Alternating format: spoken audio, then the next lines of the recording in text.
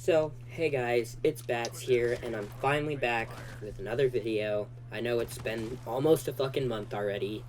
Uh, I can't fucking upload a video to save my life. I really can't. Um, so I was thinking about this for a minute here, and I kind of realized, even though I really don't want to talk too much about this part of my life, and but it's kind of important because you can't really understand how everything gets where it does without it. So yeah, this one's gonna be kind of depressing. Not gonna lie, a little bit. I'm gonna try to not have it be super fucking depressing. All right, I just don't want to do that, but yeah, I think it's important. Somebody the other day messaged me on Instagram, and they asked me, they said I should do a video on my background before I did drugs and all that. I will probably make that video at some point, but I don't want to go that far back. I'm not going to do a whole goddamn origin story. But I do think it is important to talk about, how things went from where I was when I was on my old channel making videos and, doing drugs, but, not, totally just fucked off, to there. But yeah, so basically, you know what? Actually, I almost forgot. Before we start this, because I know I'm gonna need it. I'm getting high. Fuck this shit. So yeah. I'm gonna do that. Everybody watching, if you guys want to do that with me, that I know a lot of you do. But yeah, I think that's the only way that this is not gonna just be sad. Go ahead and call me Ward.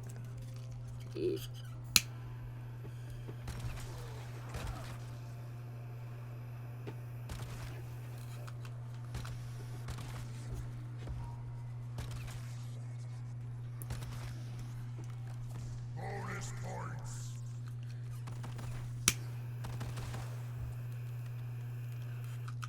This is gonna be like that time I dropped a year's pay on scratch cards. Okay, so I'll make it work. to start this off, all right, a very important part of this whole thing, right, is during the time that I was on my old channel and making a lot of, the videos in the last year, that I was making semi-consistent videos on that channel. I tried not to talk about it very much, but I was in a relationship at the time, and it was a very turbulent relationship. We were together for about 2.5 years, and a lot of shit happened in that time frame. I made a couple of videos about a couple of those things, but not a lot of it, just because at a certain point a lot of it just was not the kind of thing that you need to talk about on YouTube, but basically, we were two very messed up, mentally ill kids, and we both had specific types of mental issues that spiraled on each other and just made both of our fucking shit worse. It wasn't always like that, and yeah, I'm not gonna lie, I loved that girl. I did. I still kind of do. But the big thing that kind of made sure that relationship was not going to work is pretty early on, and I did talk about this. Me and that girl started doing perks together. We started doing blues, and that was a fucking stupid idea. And she ended up quitting, which I'm happy about. I would feel absolutely terrible if she didn't, and ended up having to go through any of the things that I have. She didn't deserve that. But uh, after she decided to quit, we both quit for a while. I was sober for like almost a year on Suboxone, which, by the way, fuck Suboxone. All right, that shit literally has like fucking. It feels like my jaw is about to fucking fall off half the time. All right, if you don't know, look up the. There's like a whole lawsuit for it right now. Suboxone is terrible for your teeth. It literally basically, it's so acidic that it just like melts your fucking teeth. And yeah, I have been fucking just losing big bits and pieces of teeth ever since I the year I was on it, and since I've like stopped doing it, it's just continued to go downhill. And yeah, there's no chance that it like could be this bad without something like playing a big role. And yeah, it's just fucked. Just look it up. But anyway, a lot of stuff happened during this time though. So this girl's parents hated me. And they at this time didn't even know that we got back together. We broke up for a while. And we ended up getting back together, and she just didn't tell him. Because they fucking hated me. They blamed me for all of their issues, basically. When in reality, it was just them being really shitty parents and, traumatizing their child. But, I should, I will take some responsibility for it, though. I definitely could have been a better influence. But it was definitely not fair, the amount of hate they had for me. But yeah, so we were basically trying to have a relationship with behind her family's back, but her family were some of the most goddamn overbearing helicopter parenting motherfuckers that you will ever meet. Alright, her mom would literally fucking CIA, FBI surveillance spy on her and follow her around and shit. It was ridiculous. And man, so over time it just kept getting harder and harder to make that work, and we just started seeing each other less and less, and it was the less we saw each other, the more that we fought, and it just kept getting worse over a long period of time, and that made me really fucking depressed, because I really, like I said, I love this girl, and it fucking sucked that especially the longer it went on, that it just we would fight way too much over stupid shit, and we broke up and got back together well over 100 times. Okay, and she would just break up with me over the smallest argument, and then change her mind the next day, and that would just happen multiple times a week, basically. And I'm not gonna lie, I can't handle that shit very well, okay? I just, I don't deal with it very well. It really fucked my head up. But I just couldn't let it go. I really cared about this relationship. It was the only, thing that was, it was the only time I was actually kind of happy in years. And I'm not gonna talk too much about why, but you know, maybe if I make that other video someday, it'll make more sense. But yeah, from, you know, being an early, like, you know, 11 to 13 onward, life was just fucking ass. a lot of a lot of messed up shit happened that, you know, I just like am still not fully like I still haven't really gotten over or processed a lot of it. And, you know, I relationships are very hard for me because of a lot of that.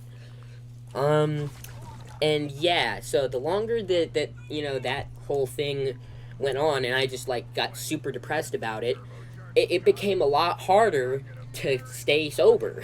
You know, because I was really doing it for her, and like, you know, the more that it just like felt, you know, fucking pointless to even try, and like, you know, the longer it went on, I started getting high again, and I didn't tell her.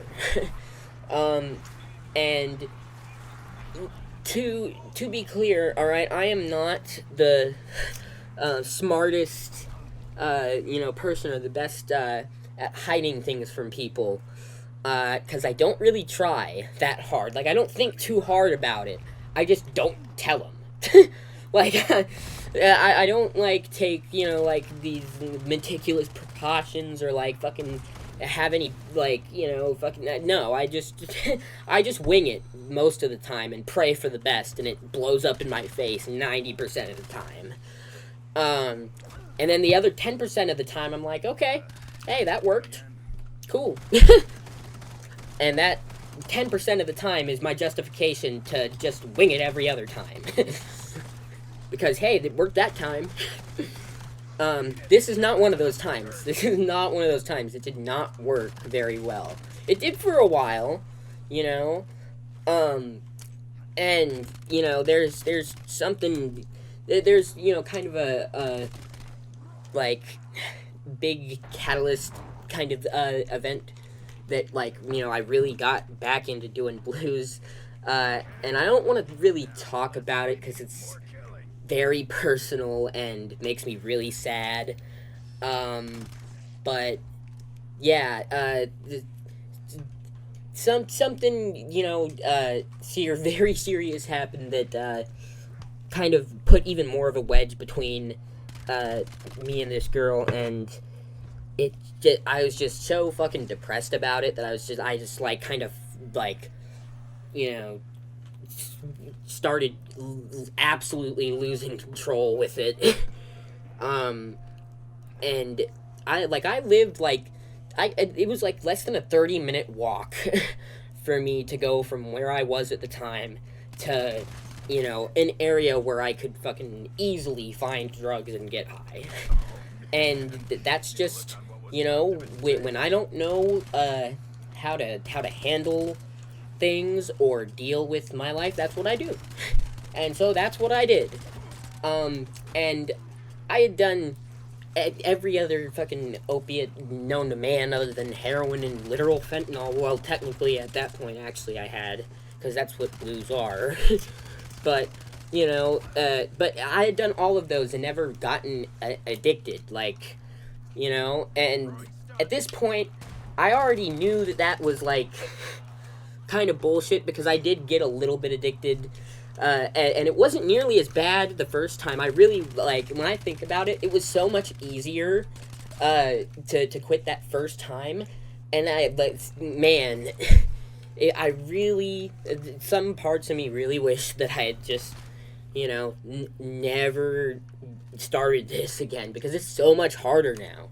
The longer that you do it, the harder that it gets, you know. And like, I was, you know, at the point that first time where, yeah, it felt terrible to like, you know, the process of getting off of it and whatnot, but it was not nearly as bad as it feels even just not doing it for like a day now.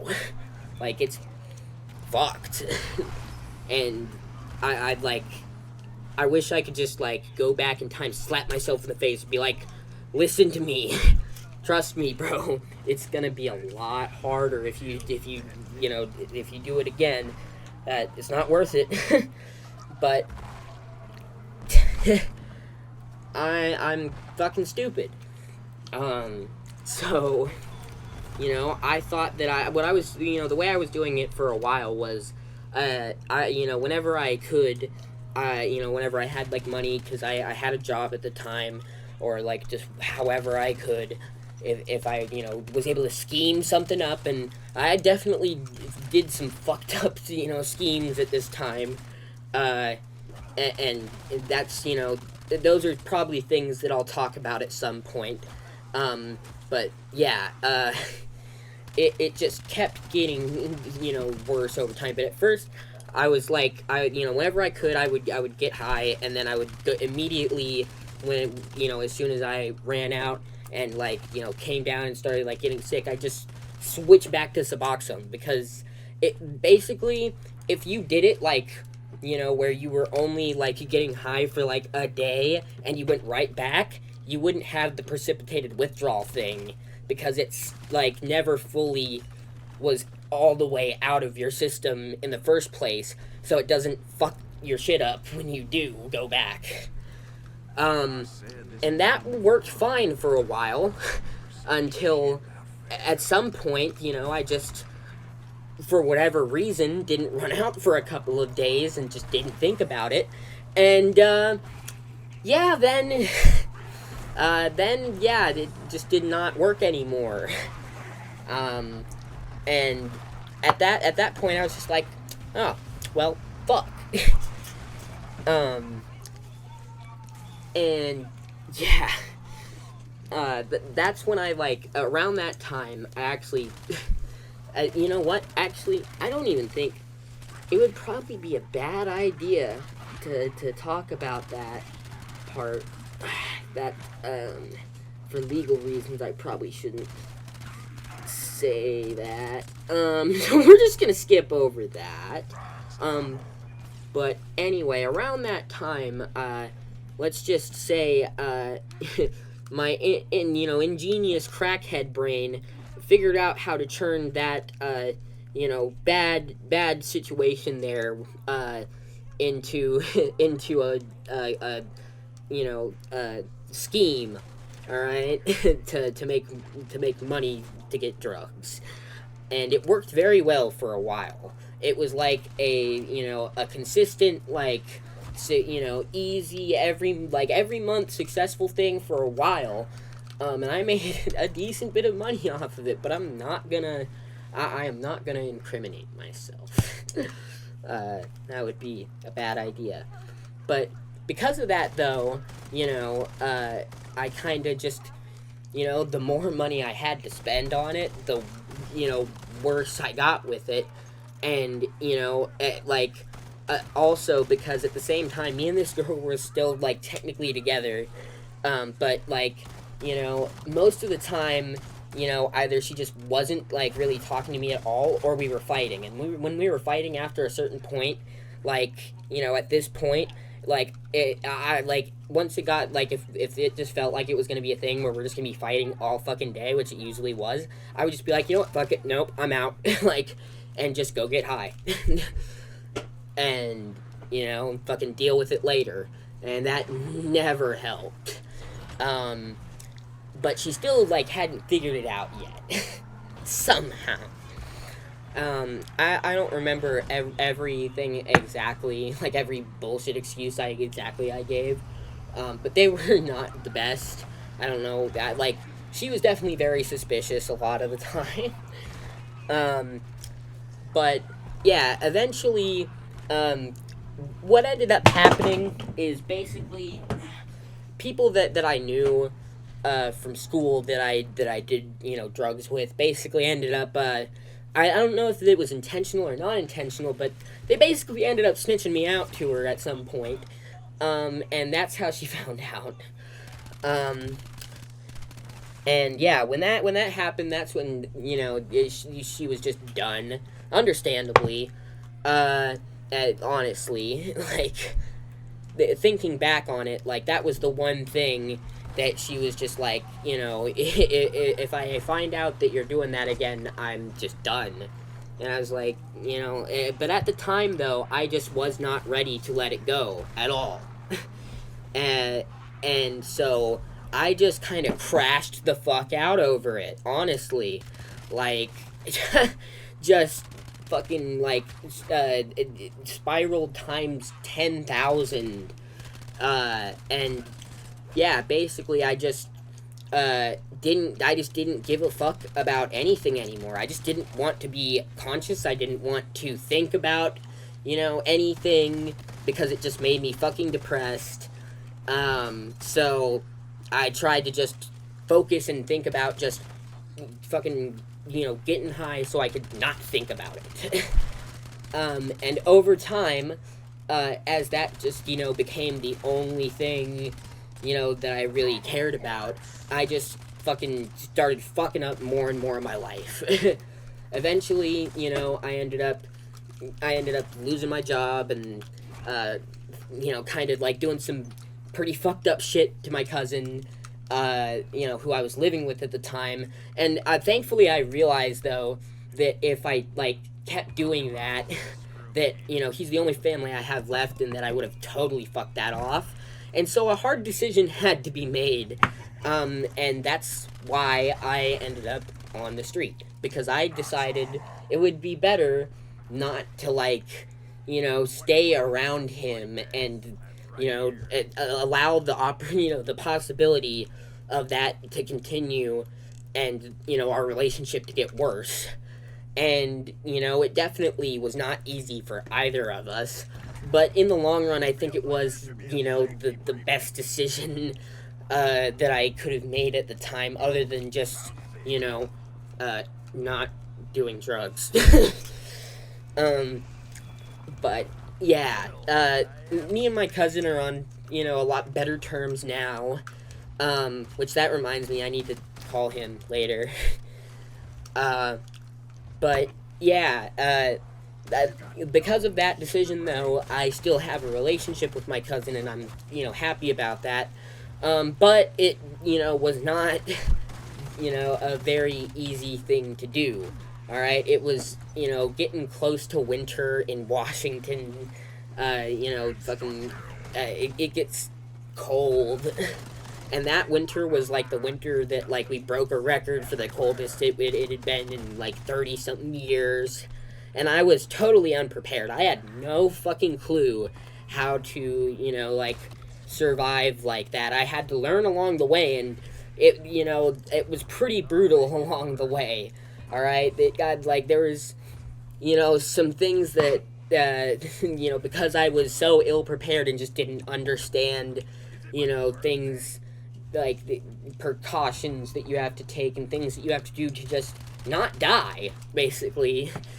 Yeah, it things, like, there was a couple of times where I, like, low-key really thought I was gonna die. Like, especially in winter, there was a couple of times where I was like, I think I might freeze to death, like, genuinely. Especially, like, when that, record, breaking cold thing happened. Like, I literally woke up in front of a 7-Eleven on the fucking concrete in the middle of the night that night, just, like, half frozen to death. Like, so cold that it hurts and you can't fucking move to, like, even pick yourself up. It was fucking bad. And, this video is starting to get long, so this is kind of where I'm gonna leave this, because, that kind of generally sets everything up for what I want to talk about next, which is everything, a lot of the things that happened during that time after I was on the street and, like, just kind of fully jumped back into my addiction. And, at the time I wasn't that far from where I was. Like, I was still in Shoreline, like, Lake City. And by the way, fuck Lake City. We call it Lake Shitty for a reason.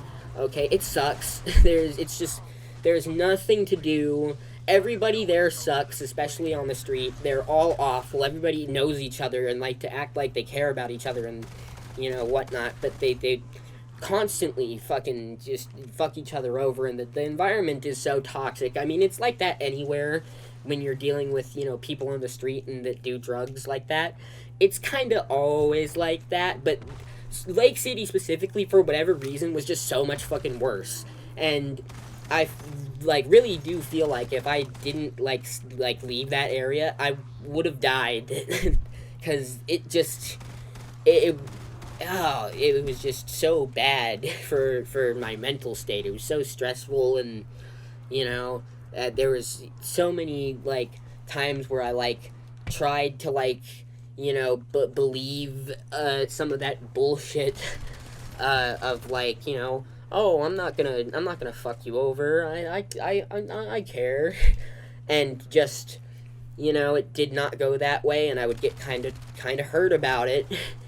And yeah, it was not good. But I'll talk about that more next time. And yeah, I'll talk about all of that shit and why I, you know, felt like I really needed to leave there. And that's how I end up where I am now. But anyway, thank you guys for watching. Sorry that this episode is a bit more sad than I generally like it to be. But you know, I feel like, you know, all of you, especially anybody that's like talked to me in, you know, like DMs and messages, knows that, you know, it's not all fun and games. A lot of these stories, especially at this point, get kind of fucked up. And yeah, I feel like you guys are gonna be there for that. And I want to, you know, I want to be as honest as possible, but, you know, there's a lot of stuff that I just can't and don't think I should talk about for many reasons. But yeah, hope you guys enjoyed this. Leave a like, comment, subscribe. I really appreciate all of your guys' support. I read all of the comments and try to respond to all of them. And yeah, without any further ado, stay zooted, stay lifted, peace. I'm way too high, I'm about to nada. I'ma go crazy when she take her top off, don't give a fuck. Please stop talking, everybody stare at me when I'm walking. I'm way too high, I'm about to nada. I'ma go crazy when she take her top off, don't give a fuck. Please stop talking, everybody stare at me.